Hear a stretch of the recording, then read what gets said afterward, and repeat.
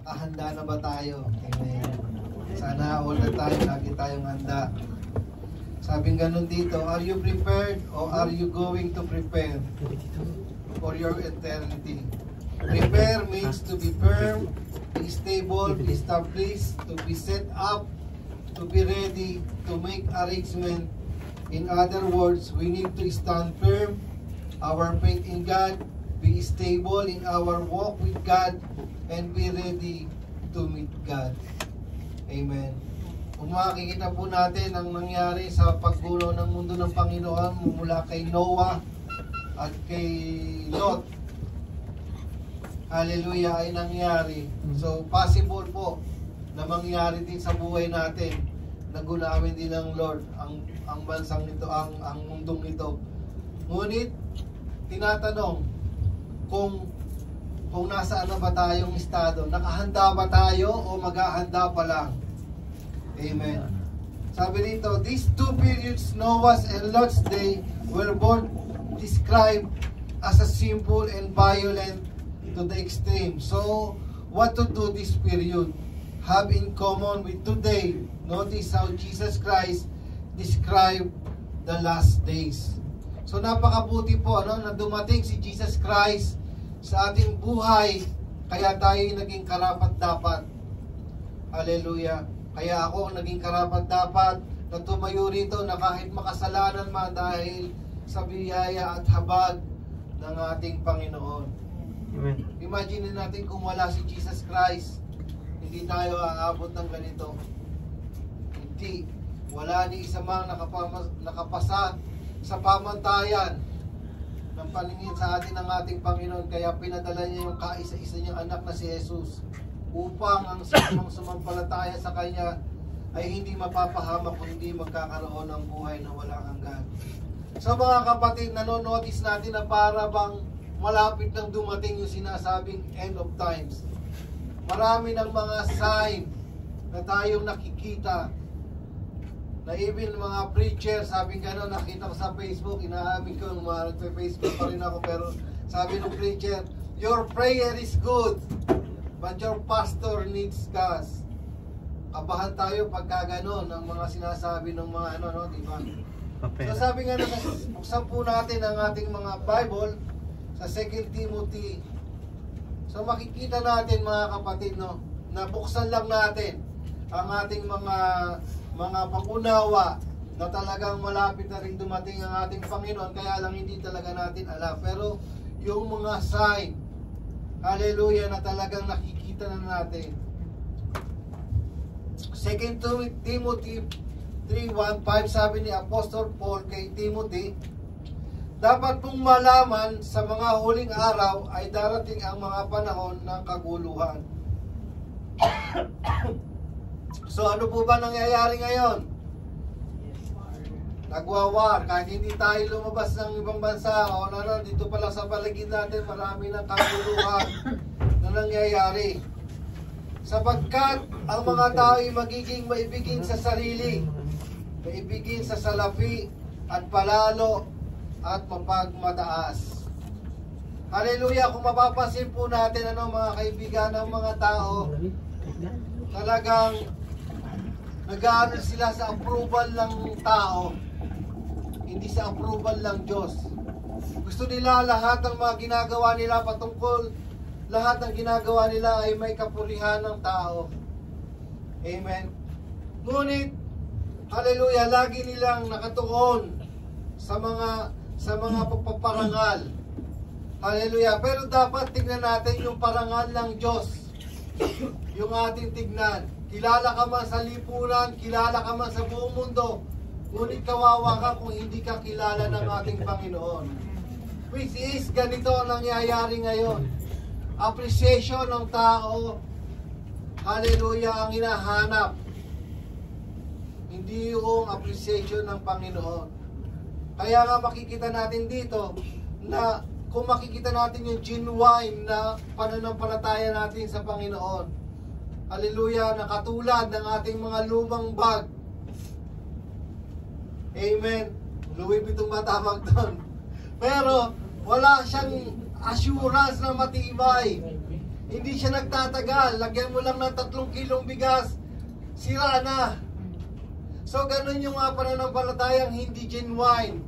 Yung mga pananampalatayang hindi original, na masagasaan lang, na ma-rebuke lang, hindi nagtatagal sa ministry at nawawala. Amen? Dahil may ibang motibo. Pero kung tayo talaga ay genuine, hallelujah, na naniniwala na ang Diyos ang tumawag para sa atin, sipasipahin ka man sa church, mananatili ka pa rin. Mananatili ka pa rin maglilingkod dahil alam mo, hindi ka sa tao naglilingkod, bagkos sa Diyos na tumawag sa atin, kaya tayo ay nandito. Pero ang mga tao talagang naghihingi talaga ng approval, na mapansin sila, magkaroon ng pogi points sa kapwa niya, pero hindi nila naiisip, hallelujah, na tanging sa Diyos lamang ang papuri. So ganito po nangyayari, sapagkat ang mga tayo magiging maibigin sa sarili, mga sensitive, maibigin sa salapi, palalo at mapagmataas. Amen. Pugi-pugi ako sa sarili ko, ibig sabihin ganun nga yun, lagi ka nag-post ng Facebook ng mga ganun. Tapos ganun. Makikita mo natin, malapit na po talaga, ito po yung mga sign, sinasabi ni Apostol Paul kay Timoteo.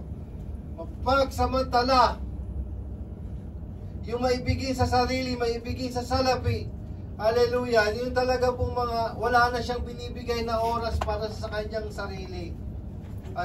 Lagi na lang niyang iniisip, kumita, magkamal na magkamal, hanggang sa mapapabayaan niya na, hallelujah, yung ministry na ipinagkaloob sa kanya ng Panginoon. Palalo, mapagmataas, mapagsamantala, suwaid sa magulang. Amen. Ito po yung nangyayari ngayon. Talagang maraming mga anak na suwaid sa mga magulang.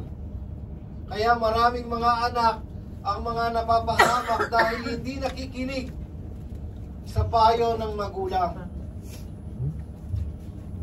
Kaya sabi sa Biblia, sa utos ng Panginoon, honor your father and your mother, para tayo ay magkaroon ng buhay na walang hanggan. Amen. Lapastangan sa Diyos, sila'y maging walang pagmamahal sa kapwa, walang habag, mapanirang puri, walang pagpipigil sa sarili, marahas, at walang paghahalaga sa mabuti.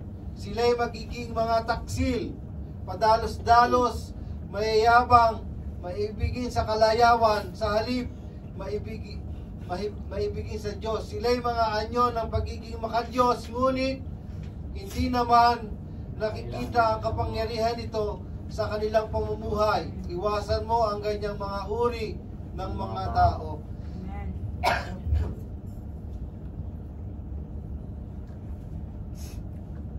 Kagaya nga lang po yung napanood ko kanina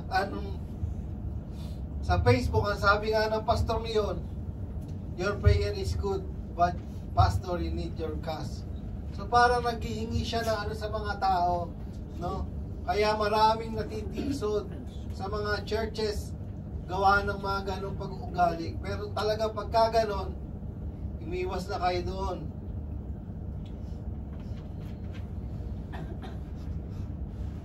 Tapos sinabi rito, sila'y mga anyong pagiging makadiyos, ngunit hindi naman makikita ang kapangyarihan nito sa kanilang pamumuhay. Iwasan mo ang ganyang mga uri ng mga tao. So napakahalaga po mga kapatid, hallelujah, sa buhay natin, lalo sa buhay namin mga pastor, na kailangan talaga sa amin makita yung mga magagandang halimbawa. Hallelujah. Kaya napakahirap din po talaga mga kapatid na talagang sa bawat kilos mo, sa bawat galaw mo, kailangan talaga lagi mong isipin kung talagang will ba talaga ng Lord ito. Dahil kapag ang mga tao kasi talagang sa atin nakatingin, hallelujah, sa ating mga pag-uugali, sa ating mga pagsasalita, sa ating mga pagkilos, dahil tayo ay mga taong simbahan. Hallelujah. Kaya marapat dapat na talagang ipinis-pinis natin yung ating mga pag-ugali upang magkaroon tayo ng magandang halimbawa sa mga ating mga tao na kapaligid sa atin. So yun po yung sabi sa 2 Timoteo 3:1-5. Sa Matthew 24:3-14, sabi rito, mga kahirapang pag-uusig na darating. Habang si Jesus ay nakaupo sa bundok ng mga Olibo, palihim siyang tinanong ng kanyang mga alagad, kailan po ba mangyayari ang mga sinabi ninyo? Ano po ba ang maging palatandaan ng inyong muling pagpaparito at ng katapusan ng mundo? Sumagot si Jesus, mag-ingat kayo upang hindi kayo maligaw ni numan. Maraming paparito sa pangalan ko na magpapanggap na sila ang Kristo at marami silang maliligaw. Katulad na nga lang po ni Kibuloy, na kinuha niya yung papel ni Jesus Christ na siya daw yung daan at katotohanan, siya daw yung appointed son ng ating Panginoon. Hindi niya na inano si Jesus Christ. Kaya, pero kung makikita nyo, napakaraming follower ni Kibuloy, 6 million. Hallelujah. Kaya kung makikita po natin sa pagliligtas ng Panginoon kay Noah, kakaunti lang sila. Sa pagliligtas sila kay Lot, kakunti lang din sila. Kaya, hallelujah, sa pagliligtas ni Lord sa mundong ito, nawa maging marami na po tayo kasi yung aral na ipinapakita sa atin ng Panginoon, binubuksan po ang ating mga puso't isipan upang hindi tayo maiwan o upang tayo ay makasama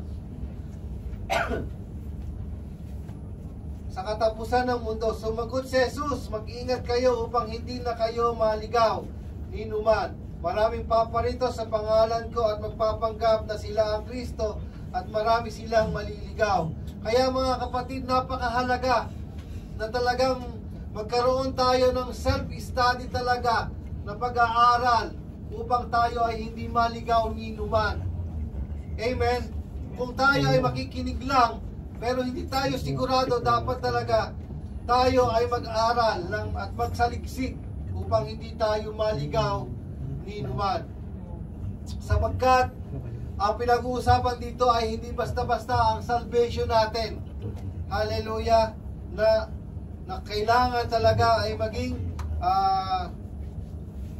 sure na tayo nga ay mapunta sa langit, hindi sa langit-langitan. Amen.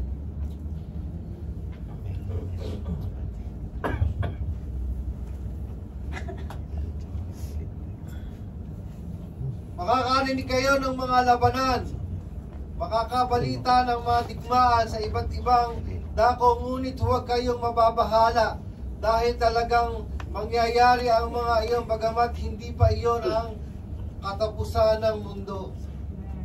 Amen. Ano po ba ngayon ang nangyayari ngayon? Hallelujah. Kung nakikinig tayo o nanonood tayo ng mga balita, talagang makikita natin na tunay na nga nangyayari na mayroong kaguluhan. But praise God, hindi tayo kasama doon. Hindi tayo naapektuhan. Hindi tayo yung nakakarinig na bumabagsak ng bomba. Hindi tayo yung nasusugatan. Bagkus, talagang pinapakita ng Panginoon, hallelujah, na lahat na nakasulat dito ay mangyayari. Maglalaban-laban ang mga bansa at gayon din ang mga kaharian. Magkakaroon ng taggutom at lilindol sa maraming lugar. Ang lahat ng mga ito'y pasimula pa lamang ng paghihirap ng tulad ng isang babaeng nanganganak. Pagkatapos ay kapuputan kayo ng lahat dahil sa inyong pagsunod sa akin. Isasaktan kayo upang pahirapan at patayin. At dahil dito ay marami ang tatalikod sa kanilang mga pananampalataya, mapupuot sila sa mga at magtataksil sa isa't isa. Marami ang magpapanggap na propeta at ililigaw ang mga tao.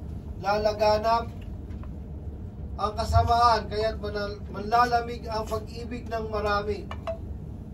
Hallelujah. Ito po yung ingatan natin na huwag tayong manlamig sa ating pananampalataya sa ating Panginoon, na kahit gaano man kahirap ang ating mga nararanasang problema, manatili po tayo sa ating pananampalataya. Hallelujah. Ngunit ang mga nananatiling tapat hanggang wakas ang siyang maliligtas. Amen. Kaya manatili po tayo hanggang wakas, mga kapatid, upang ang kaligtasan ay sumaatin. Sa Roma 1:18-32,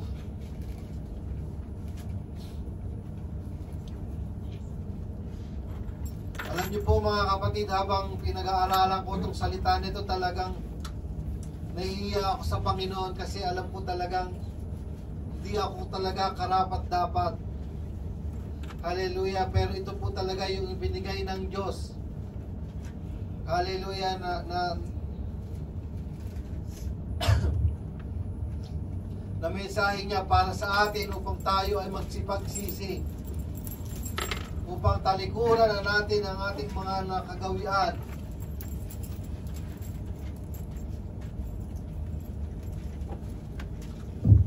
Sabi po sa Romans 1:18,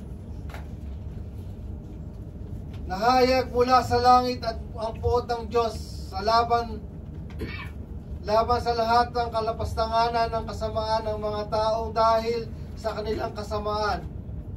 Ito ay hinahadlangan ang katotohanan, sapagkat ang maaaring malaman tungkol sa Diyos ay maliwanag dahil iyon ay pinapahayag sa kanila ng Diyos.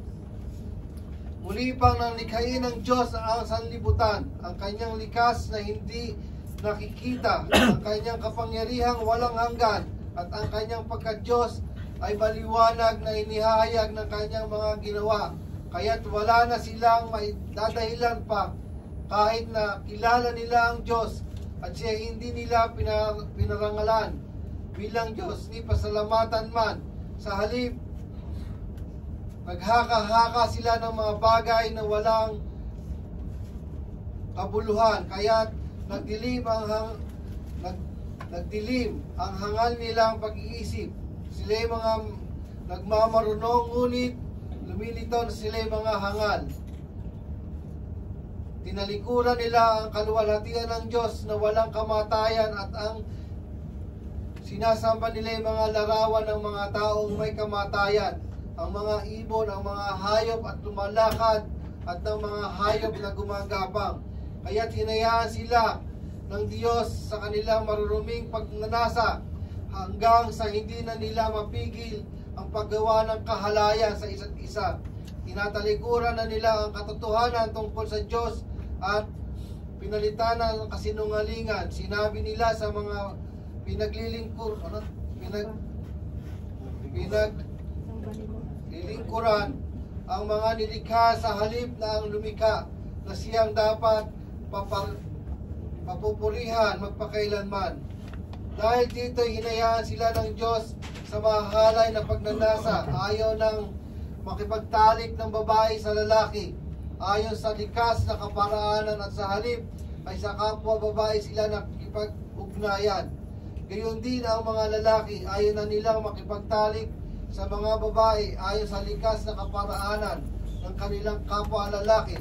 Sila'y nahuhumaling, ginagawa nila ang mga kasuklam-suklam na bagay, kaya't sila'y napaparusahan ng nararapat sa kanilang masasamang gawa.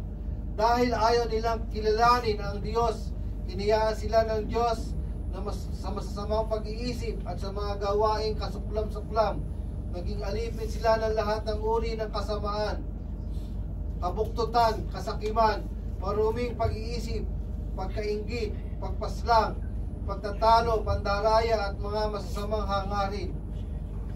Sila'y mahilig sa chismis, mapanirang puri, nasusuklaw sa Diyos, walang pakundangan at mapagmataas, mayabang, magpaghataan ng kasamaan sa suwail sa magulang.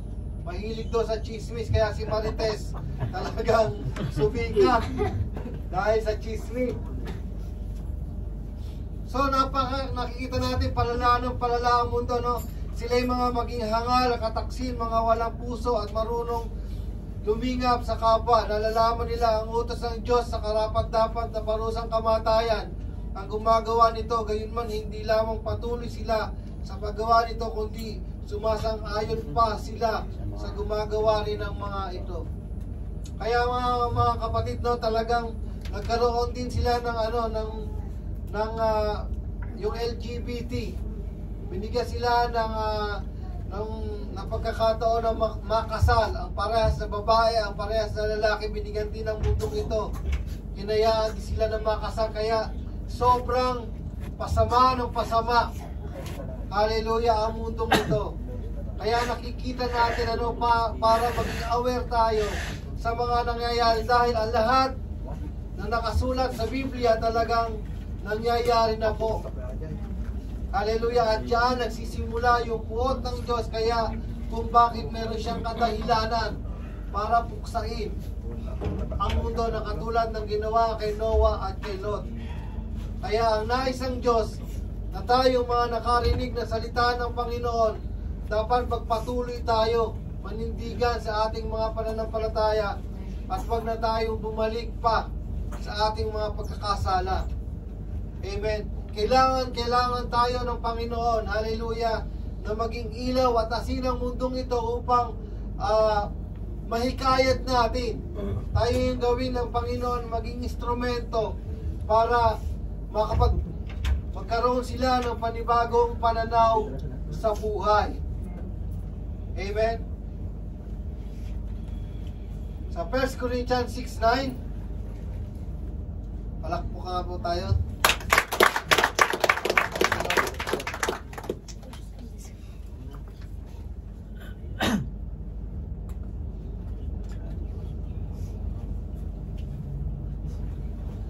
Hindi ba ninyo alam na ang mga makasalanan ay walang bahagi sa kaharian ng Diyos? Huwag ninyong dayain ang inyong sarili. Ang mga nakikiapit, sumasamba sa Diyos-Diyosan, nangangalunya, pakikipagtalik sa kapwa lalaki o kapwa babae, nagnanakaw, sakim, naglalasing, nanlalait ng kapwa o ng daraya, ay walang bahagi sa kaharian ng Diyos. Ganyan ang ilan sa inyo noon, subalit nilinis na kayo ng inyong mga kasalanan. Sa ginawa na kayo banal ng Diyos, pinawalang sala kayo sa pangalan ng Panginoon Jesucristo sa pamamagitan ng Espiritu ng ating Diyos. Kaya makikita po natin paulit-ulit po, hallelujah, magnanakaw, nangangalunya ng mga kasalanan ay wala raw bahagi sa kaharian ng ating Panginoon. Sa 1 Corinthians 6:12,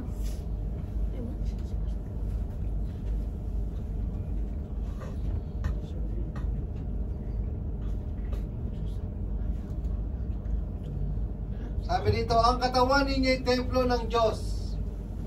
Amen. May magsasabing malaya akong makagawa na kahit ano, ngunit ang sagot ko na ay hindi.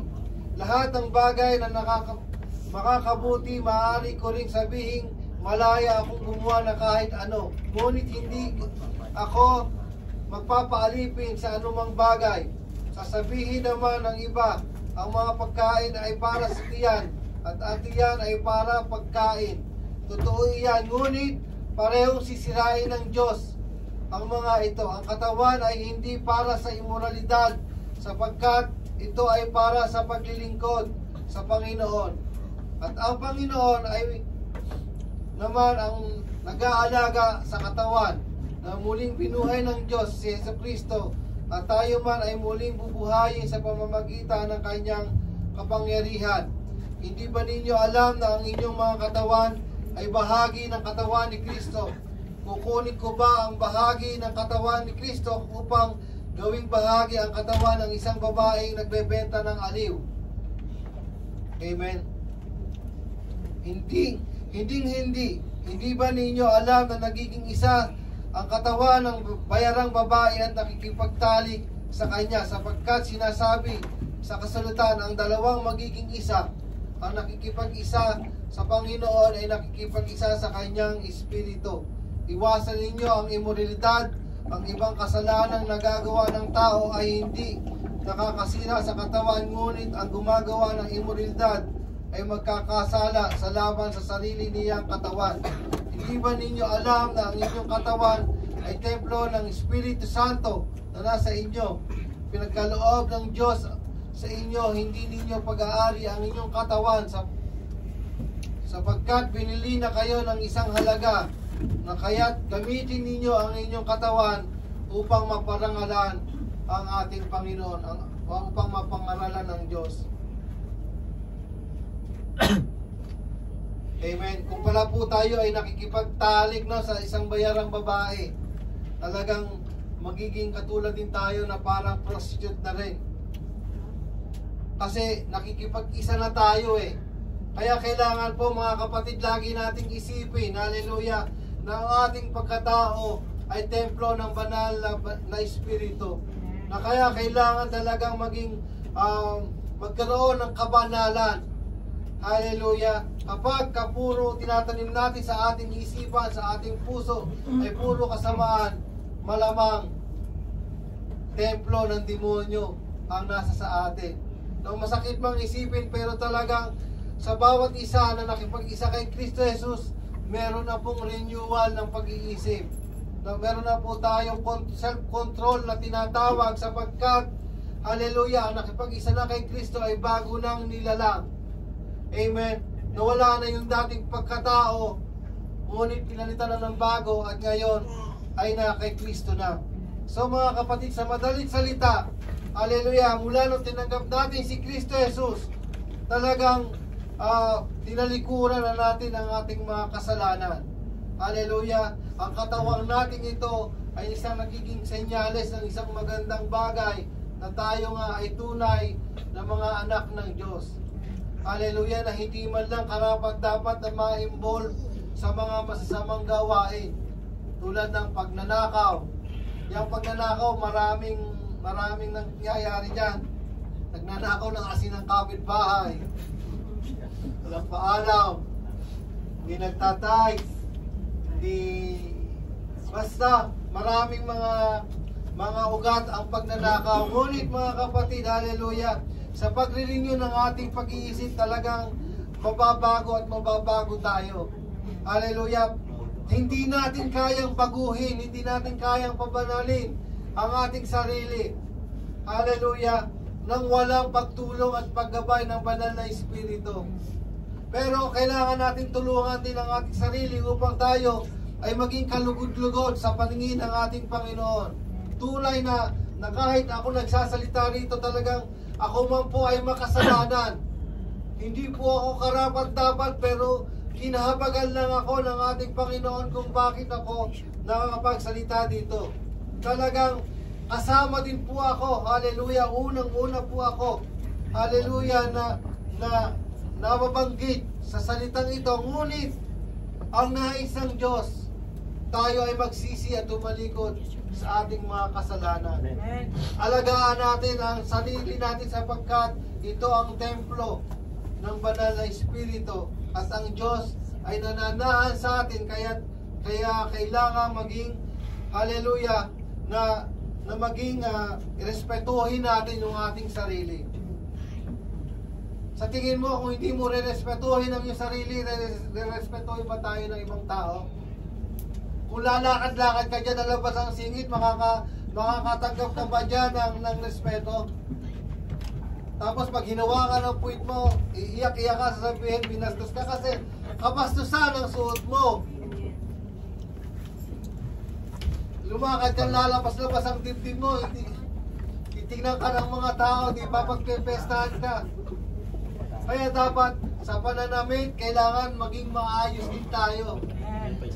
Hallelujah. Kaya tayong mga tinawag na ng Diyos, dapat hindi na tayo nagpapakita ng mga bukasang dibdib na gano'n.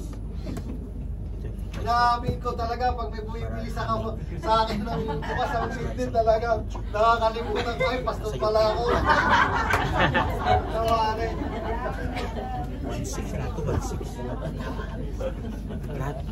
Sumisingit ang kalaban.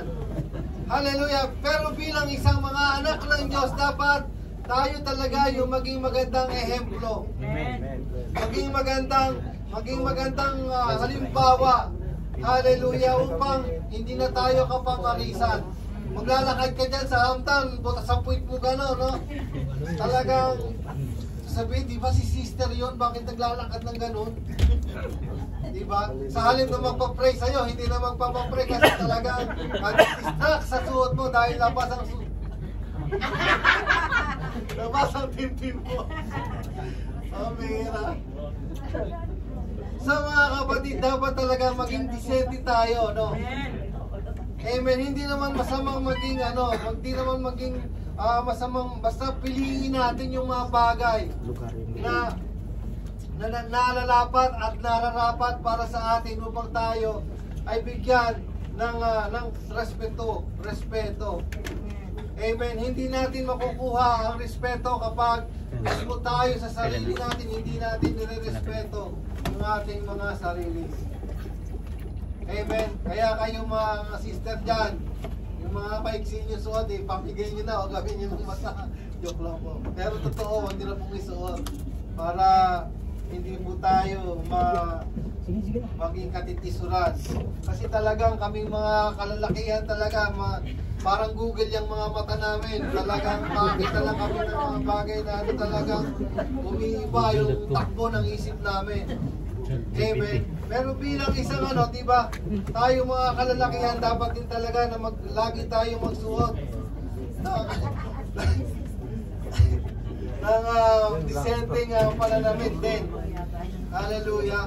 Kaya hanggang sa pananalita, dapat maging maingat po tayo hanggang sa lahat na makita talaga si Kristo sa ating buhay. Mahirap pagbago pero sa paunti-unti nating pagkakaroon ng takot sa Panginoon, hallelujah, madidevelop po tayo. Sa Hebrews 9:27,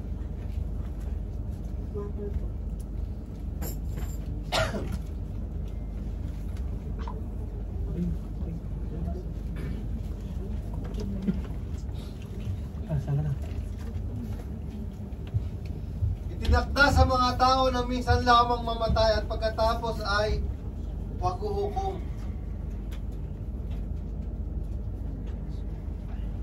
Lumagpas pala ako, mamaya pa pala yan. 1 Corinthians 6:9. Ayun na pala. 6:12 pala. At tapos na. Luke 17:26-30. Tawa sa atin dyan. Pagod na ako na...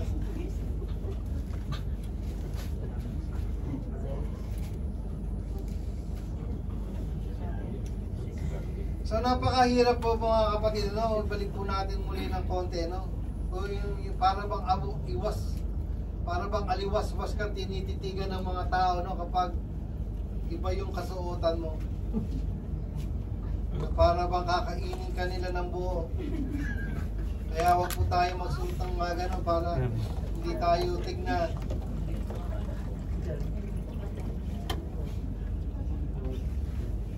Luke 17:26-30.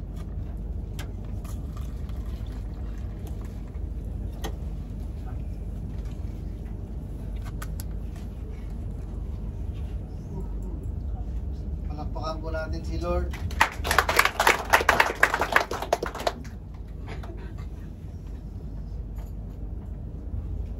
Luke 17:26 pala.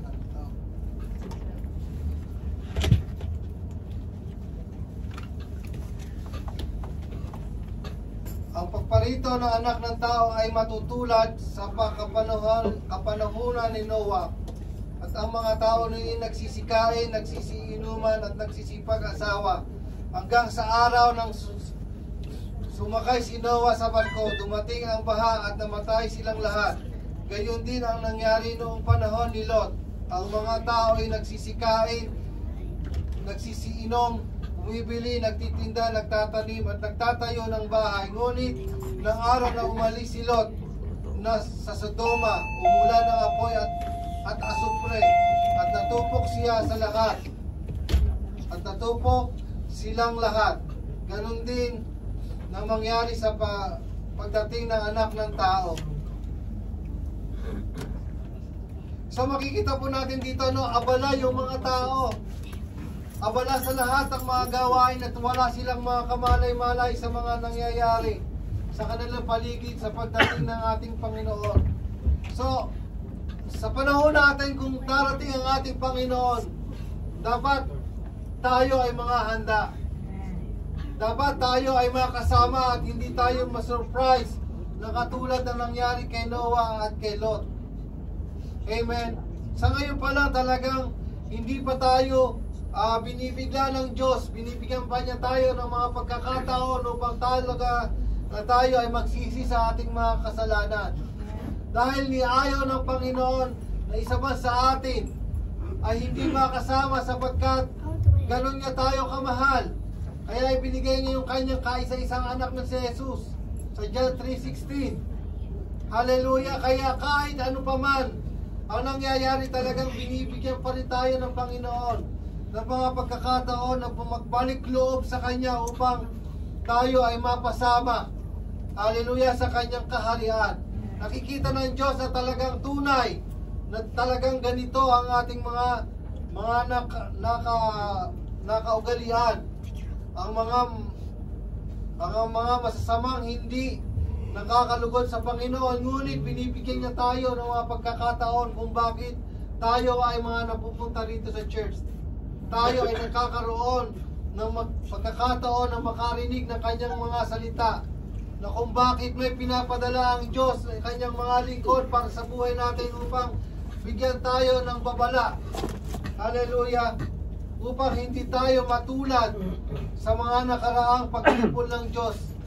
Hallelujah! Nakatulad, mga kapatid, hallelujah, na napakahirap ma-surprise na kung hindi ka nakahanda, ano ang gagawin natin? Diba? Sasabihin ba ng magnanakaw, oy, Kuya LA, mamayang gabi magnanakaw ako sa bahay mo, buksan mo lahat yung alahas mo, ha? Ilagay mo na lang sa pinto para hindi na ako mahirapan. Sasabihin pa ng magnanakaw na ganon. Diba hindi? Pero kung alam mo na darating ang magnanakaw, maghahanda ka. Amen. Pero kailangan, mga kapatid, habang may hininga tayo, hallelujah, paghandaan natin ang pagdating ng ating Panginoon.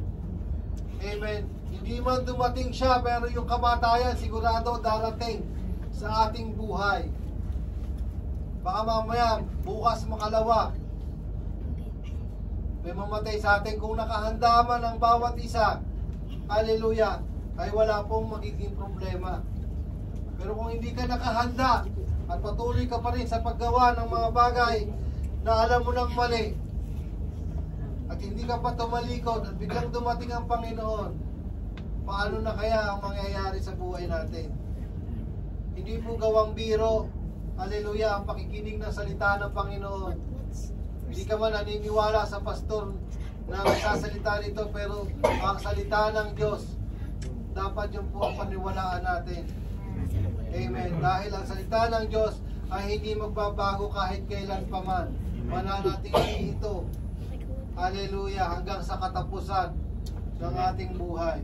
Kaya nga, mga kapatid, ang mga babalang ito na ipinahiwatig sa atin ng Panginoon ay binibigyan tayo ng hudyat upang tayo gumising sa ating mga pagkakatulog, upang tayo gumising sa mga pinagbubulag-bulagan nating mga mata, upang tayo ay makasama sa kaharian ng ating Panginoon.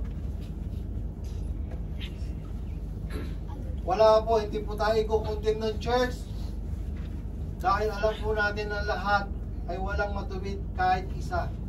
Ito po ay nagbibigay babala lamang sa atin ng Panginoon. Hallelujah. Buksan po natin yung ating main topic sa Genesis 19:1-29.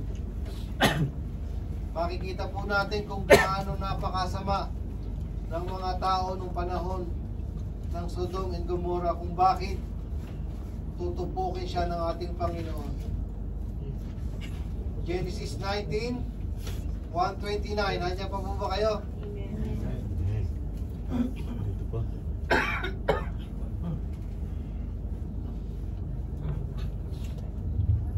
Sabi rito, ang labis sa kasamaan sa Sodoma. Ang gabing dumating sa Sodoma ang dalawang anghel. Nakaupo si Lot sa may pintuan ng lungsod. Pagkakita sa kanila'y tumayo si Lot at sinalubong sila. Alam niyo po, nabigla ako dito, akala ko si Lot babae. Nung natawas ko, kasi pala siya. Hindi pala si Lot de Leon.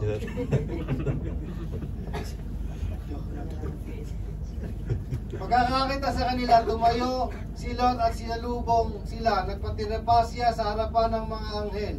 Mga Ginoo, wika niya, inaanyayahan ko po kayo sa amin, doon na kayo maghugas ng paa at palipas ng gabi.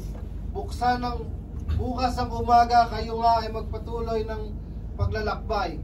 Ngunit sumagot sila, huwag na, dito na lang kami sa lansangan magpapalipas ng gabi. Ngunit pinilit niya ang mga ito, kaya sumama na rin sila sa kanya. Nagluto si Lot ng tinapay na walang pampaalsa, naganda ng masarap na hapunan at kumain sila. Nang matutulog na sa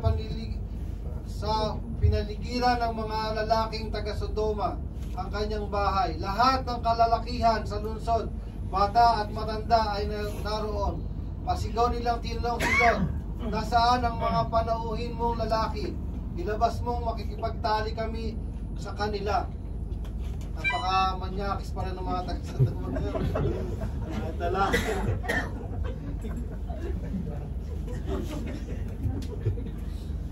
Lumabas si Lot at sinara ang pinto.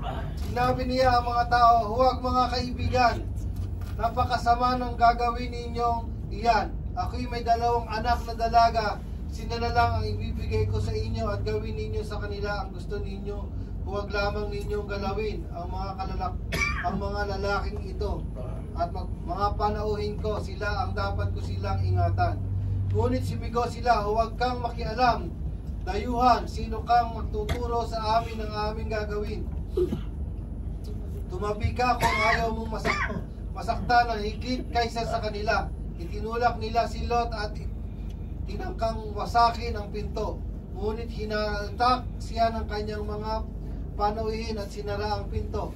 Pagkatapos, binulag nila ang mga tao at labas, kaya't hindi makita ang mga ito ang pinto.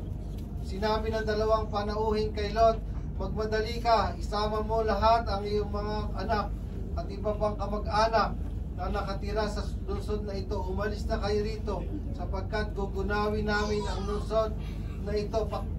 Pinakinggan ni Yahweh ang mabibigat na sumbong laban sa mga taga-Sodoma at pinapunta kami ni Yahweh upang wasakin ang lungsod na ito. Kaya't pinuntahan ni Lot ang mga mapapangasawa ng kanyang mga anak na babae at sinabi sa kanila, umalis na kayo agad sapagkat wawasakin ni Yahweh ang lungsod na ito. Ngunit akala nila ay nagbibiro lamang si Lot. Nang magbubukang liwayway na inapura ng mga anghel si Lot, magmadali ka, umalis na kayo, inyong asawa at mga anak, nang hindi kayo madamay sa pagkawasak ng lungsod. Nagkatubuli pa si Lot, ngunit sa habag ni Yahweh, halos kalad-karin na sila ng mga lalaki palabas ng lungsod. Pagkatapos, isa sa mga anghel ang nagsabi, iligtas ninyo ang inyong sarili, huwag kayong lilingon o ihinto sa libis. Magtayo kayo ng kaburulan para kundi kayo mamatay. Ngunit sumagot si Lot, huwag na poroon, Ginoo, napakalaki ng utang na loob ko sa inyo, napakabuti ninyo at niligtas ninyo ako. Ngunit napakalayo sa mga kaburulan, baka hindi na ako makarating doon ng buhay. Hindi na maaaring doon na lamang maliit sa bayang iyon. 21. Oo, sige, doon na kayo mapunta at hindi ko wawasakin ng bayang iyon. Ngunit magmadali kayo, hindi ko maitutuloy. Ang gagawin ko hanggat wala kayong roon. Maliit lang ang bayang iyon, kaya ito'y tinawag na Zoar. Mataas na ang araw nang makarating si Lot sa Zoar. Saka lamang pinaulan ni Yahweh ng apoy na asupre ang Sodom at Gomora. Tinupok ni Yahweh ang mga lungsod na iyon at ang buong libis sa lahat ng mamayaman, doon pati ang mga pananim. Ngunit lumingon ang asawa ni Lot, kaya't ito'y naging isang haliging asin. Amen.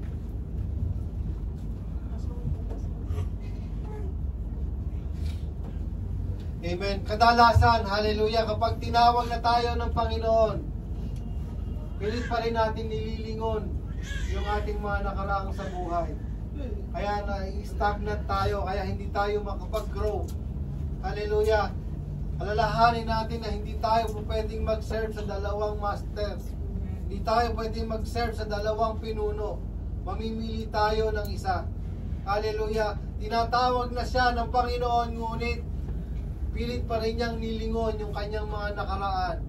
Kaya sa buhay natin mga kapatid, kapag tinawag na tayo ng Panginoon, huwag na nating balikan yung mga dati nating buhay, yung mga dati nating mundo upang tayo ay makasama sa kaharian ng ating Panginoon.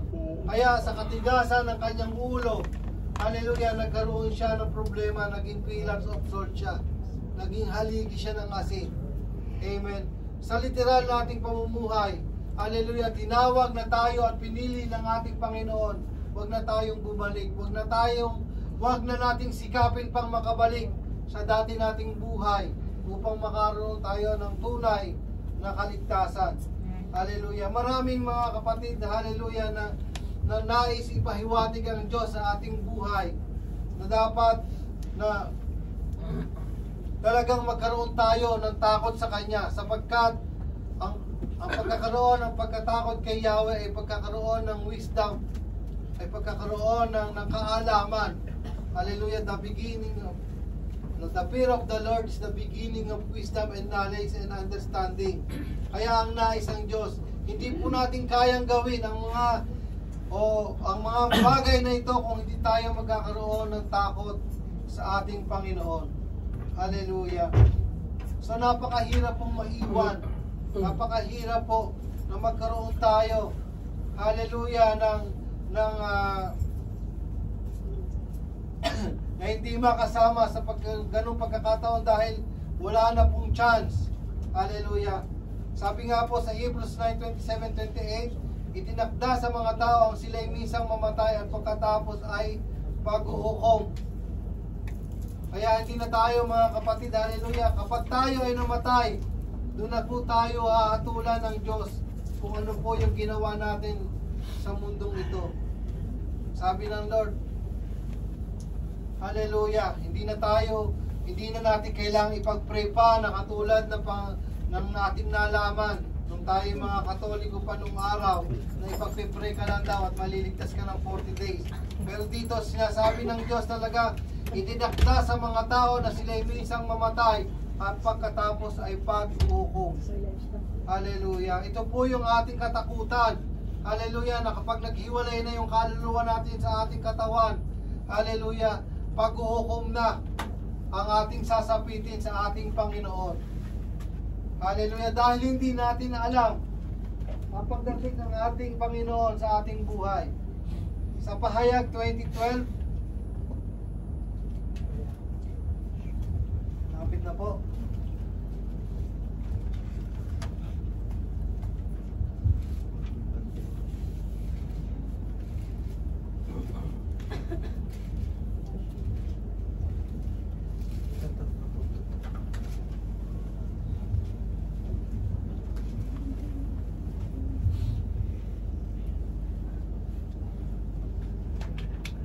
Nakita kong nakatayo sa harapan ng trono ang mga namatay, maging dakila at hamak, at binuksan ang mga aklat. Binuksan ang isa pang aklat, ang aklat ng buhay. Pinatulan ang mga patay ayon sa kanilang ginawa, batay sa nasusulat sa mga aklat. Amen. So nakikita po talaga ang lahat ng ginagawa natin dito sa mundong ito, mabuti man o masama, hayag man o lihim, ito po yung pagsusulit natin sa Panginoon.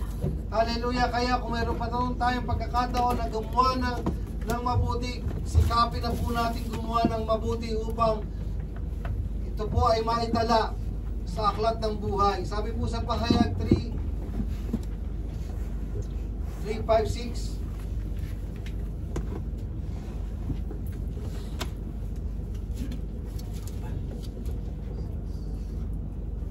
Ang magtatagumpay ay dadamitan ng puti at hindi ko kailanman buburahin sa aklat ng buhay ang kanyang pangalan. So makikita natin may posibilidad palang mabura yung ating mga pangalan sa aklat ng buhay kapag tumalikod tayo sa ating Panginoon. Kaya sabi nito, napakaliwanag, ang magtatagumpay ay dadamitan ng puti at hindi ko kailanman buburahin sa aklat ng buhay ang kanyang pangalan. Ikilalanin ko siya sa harapan ng aking Ama at kanyang mga anghel. So napakasarap po mga kapatid, no, na tayo ay kilala ng Panginoon hanggang sa ating pagkamatay. Hallelujah. Napakahirap na lumayo ka sa akin, hindi kita nakikilala. Naitatwangan ng ating Panginoon sa pagdating na pagharap natin sa Kanya. Hallelujah. Kung makikita nyo po kung gaano katunay ang impyerno, ang Luke 16 verse 19, ang mayaman at si Lazaro. Parehas po silang nabuhay sa babaw ng mundo. Si Lazaro ay nakatikim ng hirap ng buhay, ngunit ang mayaman ay nagkaroon ng masarap na buhay. Nagpasasa siya. Hallelujah. At parehas silang namatay. At doon po natin makikita na ang mayaman ay walang relasyon sa Panginoon.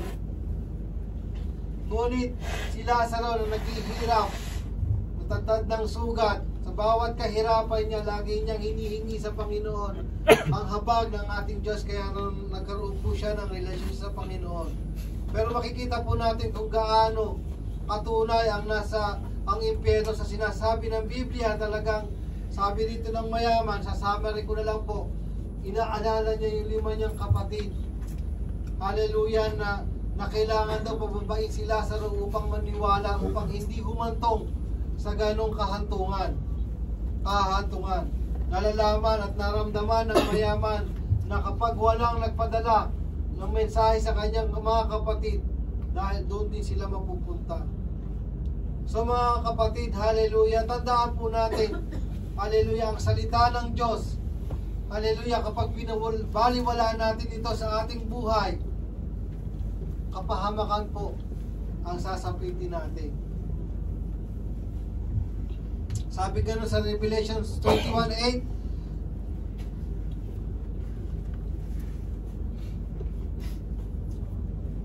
all sinners and unbelieving, greedy, rebels, deceiver, martyrer, fornicator, adulterer, sorcerer, idolater, and liars shall have their place in the lake of fire, which is the second death. Can you imagine, sabing ganon, spending your life being tormented forever in a place where the devil and all demons and all the wicked men in the history of mankind gather. This will be happen to all people who live in sin and rebellion towards God. So diba yung ating mga busit na manager minsan napakahirap ng kasama. Diba yung mali yung term na yun. Yung malupit nating mga manager, diba napakahirap nating kasama sa buong 9 hours. Diba? How much more yung mga demonyo pa na mga kasama natin, diba? So mas mahirap. Kaya piliin natin talaga na magbago talaga, na maano tayo sa ating Panginoon. This is a place where misery and torment abound. There are worms that will not die, and fire will not be quenched. Sabi nga nun sa Mark 9:47-48. There is much pain and gnashing of teeth. Napakahirap po, no? The person can ever imagine his or her life while living on earth. Sabi nga nun. Ngunit sumagot si Abraham. Sabi nga nun sa Luke 16:25. Ngunit sumagot si Abraham, anak, alalahanin mong nagpasasa ka sa buhay nung ikaw ay nasa lupa. Yung word ng pagpasasa talagang nagpapabaya, no? Nagpakasarap.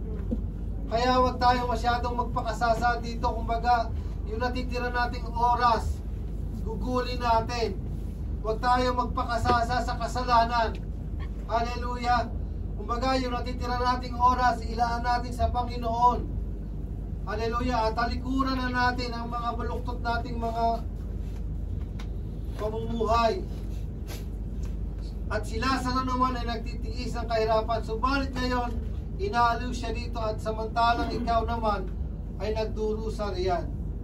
Sabi ganoon, in hell the sinners can feel regret or remorse, but they can no longer repent. Napakahirap na yung magsisi ka, huli na. They will remember the moment when they were on earth, where God gave them opportunity to repent and get right with Him, but they refuse and harden their hearts. This is a place where the sinners and eternally separated from God. Ito po yung sasabi ng hell. Kaya mabless po tayo, no? Kung lagi tayong pinapaalalahanan ng ating kapatid.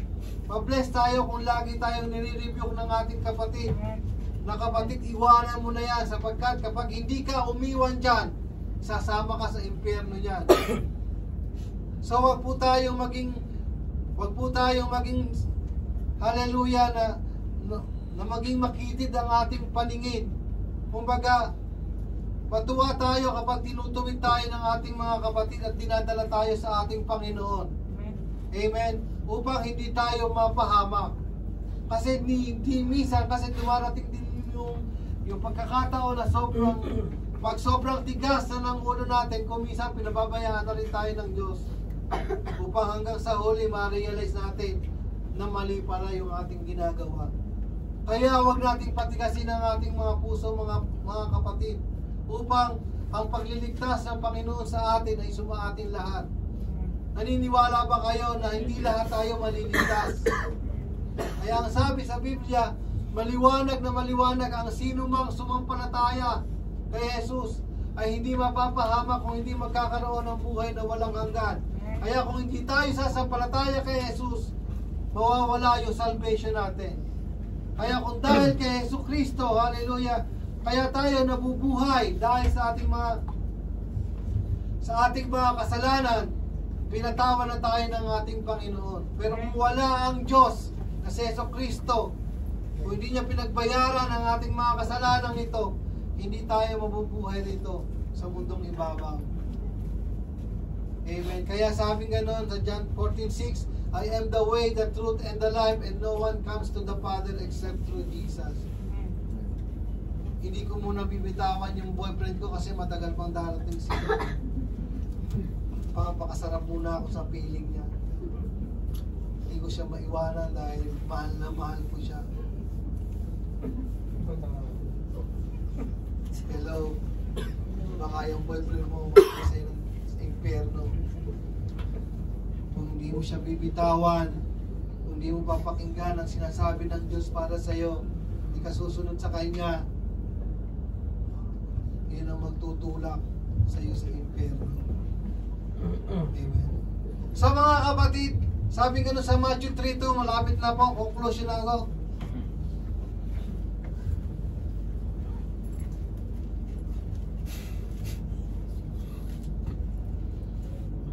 Ito po ay isang wake-up call po mga kapatid. Walang sino man ang nagkukondem sa bawat isa. Lahat tayo makasalanan, kahit ako po mga kapatid. But, pinapaalala lang ng Diyos, tumalikod tayo sa ating mga nagawang kasalanan.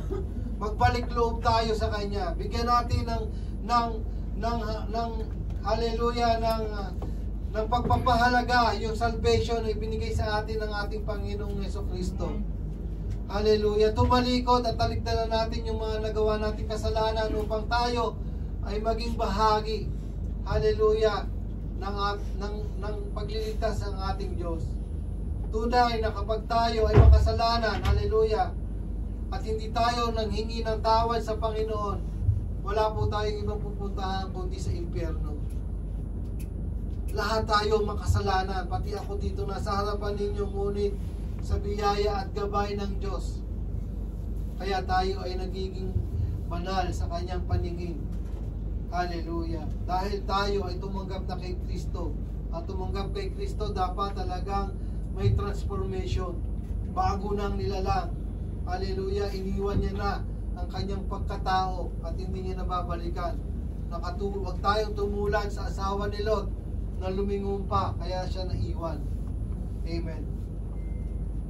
Matthew 3:2, Ganito ang kanyang sinasabi, magsisi kayo at talikuran ang inyong mga kasalanan, sapagkat malapit nang dumating ang kaharian ng langit. Amen. So kung tayo ay wise, talagang mag-aanda tayo. Kung nalalaman nating malapit nang magtagutom, kailangan maging katulad tayo ng langgam na walang humpay, na nagtsatsaga, na nag-iimbak ng pagkain. Huwag tayong tumulad kay Tipaklong na lagi nagpapakasaya, nagpapakasasa, hindi naghahanda. Na kapag dumating ang unos sa kanyang buhay, doon pa lang siya maghihirap. So tingnan po natin ang langgam, mga kapatid. Meron silang isang direksyon. Meron silang mga pananaw na wala silang ginagawa kung hindi maghanda, mag-imbak ng pagkain. Sana matulad din tayo sa ugali ng langgam, na wala tayong ibang gawin kundi hallelujah, na pagyamanin natin yung ating kaligtasan na tinanggap sa Panginoon. Huwag po nating hayaang nakawin ng kalaban yung kaligtasan na ipinagkaloob sa atin ng Panginoon. Amen. Kung meron man tayong mga maling mga ginagawa sa buhay natin, lumuhod tayo sa Panginoon.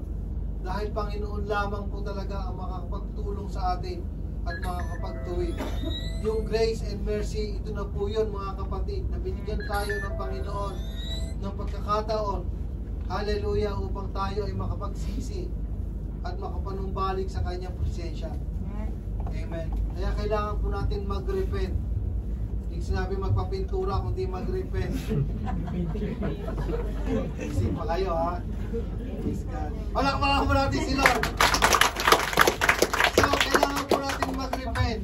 Ang pag-repent po kasi isang paghahanda yan at pagtalikod sa ating mga kasalanan, na tunay natin tinatanggap na tayo ay susunod sa ating Panginoon.